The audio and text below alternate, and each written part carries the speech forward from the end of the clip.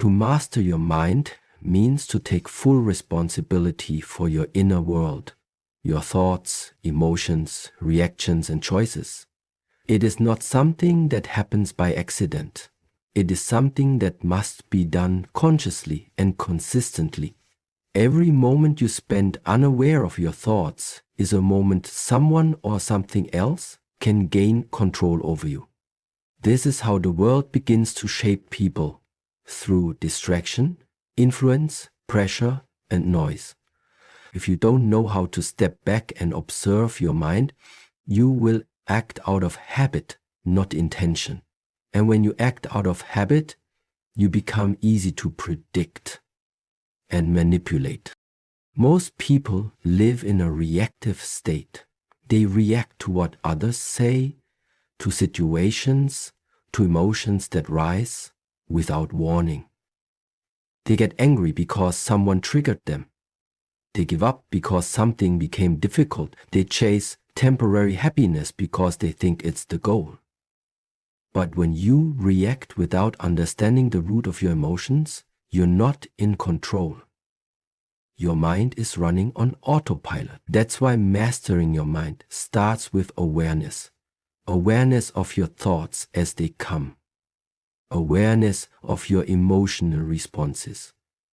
Awareness of how your habits form and how your environment shapes your decisions.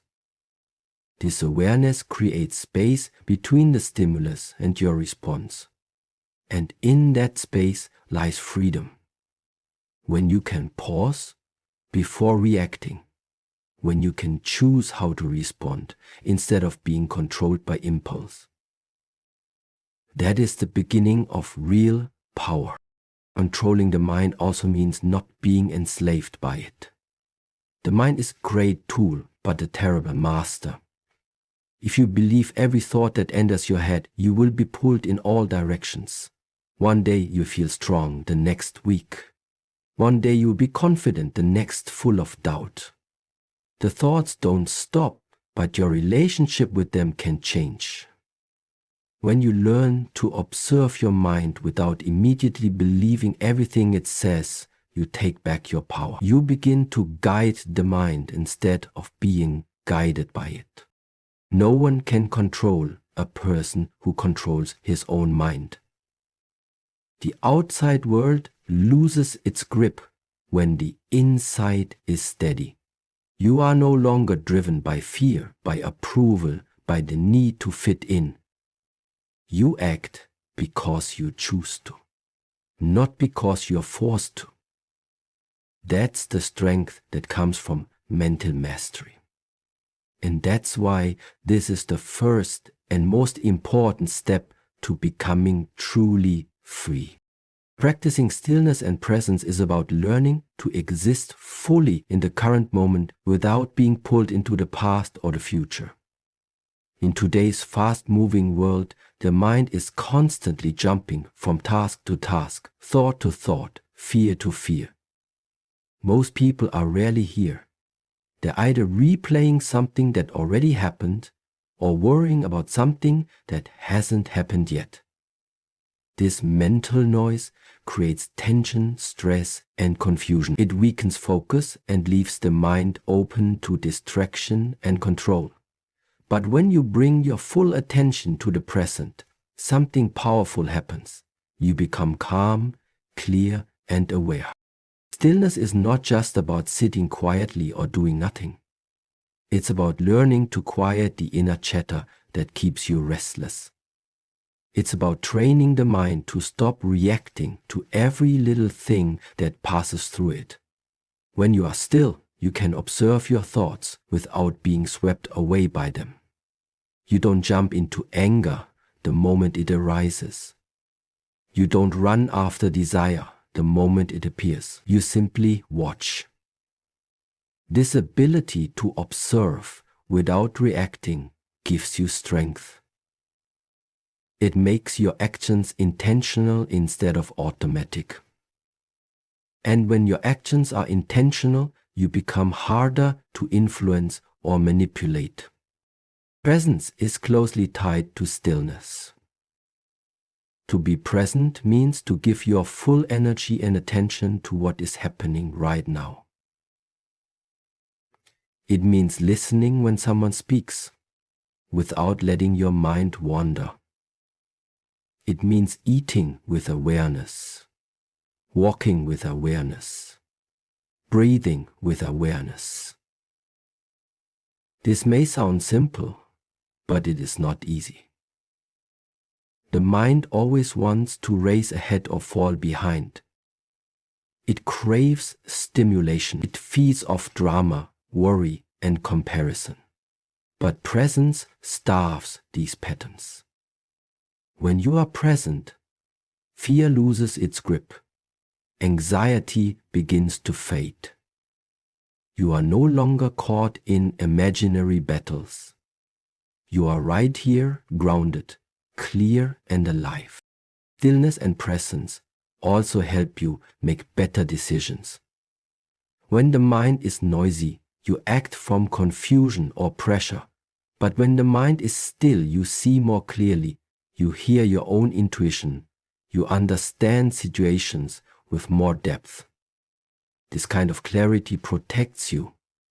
It helps you avoid mistakes and resist manipulation.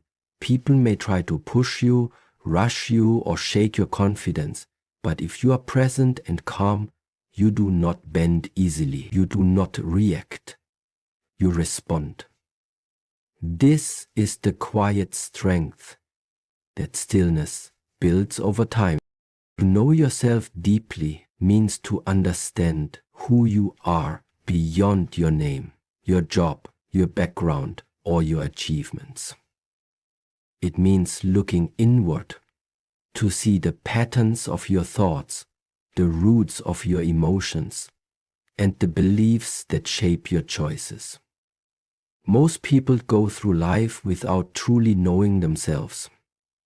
They play roles that were handed to them by society, by family, by past experiences. They chase goals that were never really theirs, and because of this, they are easily led,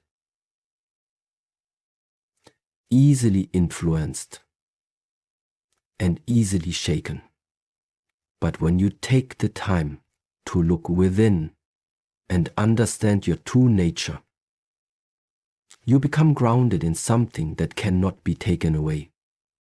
Knowing yourself requires honesty. You have to be willing to see your strengths and your weaknesses without judgment.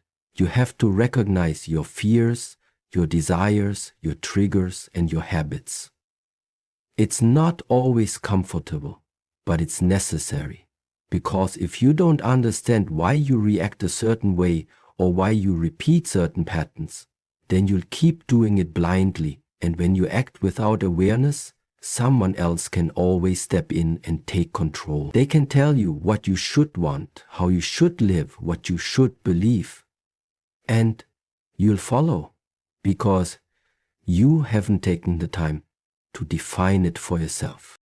When you know yourself, you stop needing others to define you. You stop trying to fit into every group or impress every person. You stop chasing approval. You start living according to your own values, not someone else's. This gives you clarity. It gives you direction. And it gives you confidence that doesn't depend on the opinions of others. People who know themselves deeply are not easily shaken. They may listen, they may adapt, but they do not lose themselves in the process. Knowing yourself also helps you build inner peace. When you understand your own mind and emotions, you don't fear them. You know how to sit with discomfort. You know how to stay balanced even when life is uncertain. You're not searching outside for answers because you've built a strong relationship with your inner world. And when that relationship is strong, no outside force can easily disturb your sense of who you are. This kind of self-acknowledgement takes time and effort. It comes from reflection, from solitude, from paying close attention to your reactions and asking yourself why. It comes from being real with yourself, even when the truth is hard to face. But once you know who you are on a deep level, you become your own guide. And that is when true freedom begins. Detaching from external validation means no longer depending on praise, approval, or recognition from others to feel worthy or confident. Many people live their lives constantly seeking validation. They post something and wait for likes. They speak and hope for applause. They make choices not based on what feels right, but on what others will think.